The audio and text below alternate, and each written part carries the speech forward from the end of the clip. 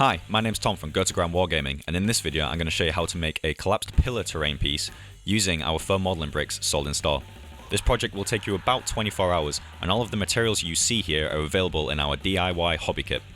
All that is required to assemble these foam modelling bricks is PVA glue, paints, and a bit of creativity. To get started, visualize and build the foundations of your terrain. Here I'm using a 3mm plywood base and drawing the outline of where I want my pillar to stand and where I want my collapsed sections to face.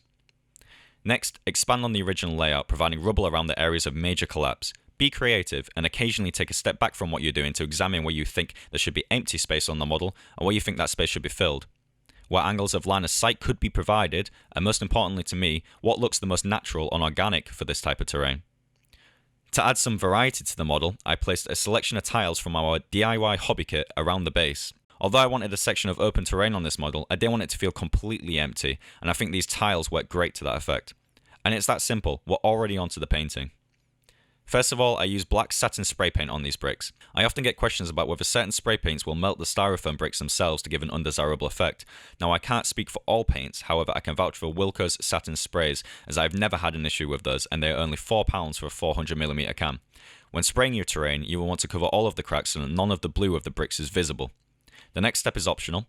I like to use a textured spray on the models to give a rough granite effect. And finally, a thin coat of white spray paint to highlight the model and even out the textures.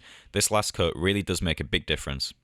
Finally, the base is painted brown and flocked using our 3 flocks available in our hobby kit: fine sand, dark and light grass. Only 250 modelling bricks were used in this project, leaving 50 spare from the DIY kit to create smaller rubble piles or perhaps contribute to another project. Thank you for watching this video. We aim to release at least one terrain tutorial each week, amongst other exciting plans for the channel, so subscribe for updates. If there are any specific structures, or game systems, or even themes that you would like us to attempt using these foam modelling bricks, then please comment in the section below, and we will try and provide a video for you very soon. You can find links to our Etsy store where we sell everything you've seen in this video and more, including scenery and models. Thanks again for watching, and have a nice day.